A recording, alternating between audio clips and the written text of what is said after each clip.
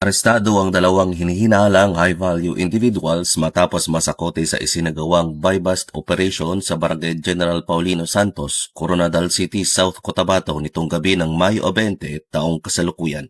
Isinagawa ang operasyon ng mga tauhan ng Coronadal City Police Station City Drug Enforcement Unit, katuwang ang South Cotabato Police Provincial Drug Enforcement Unit, South Cotabato Police Intelligence Unit, 1st South Cotabato Provincial Mobile Force Company at sa koordinasyon mula sa PDEA 12. Nasamsam sa operasyon ang tinatayang 150 grams ng hinihinalang shabu na aabot ng mahigit kumulang 1.2 million pesos. Isinagawa ang inventaryo ng mga ebidensya sa harap ng mga sospek at kinakailangang mga witness alinsunod sa itinakdang proseso sa anti-illegal drugs operations. Nahaharap ang dalawang sospek sa kasong paglabag sa Section 5 at 11, Article 2 ng Republic Act 9165 o ang Comprehensive Dangerous Drugs Act of 2002. Samantala, patuloy namang pinaigting ng South Cotabato Police Provincial Office ang kampanya kontra illegal na droga bilang bahagi ng pagpapanatili ng kapayapaan at kaayusan sa lalawigan.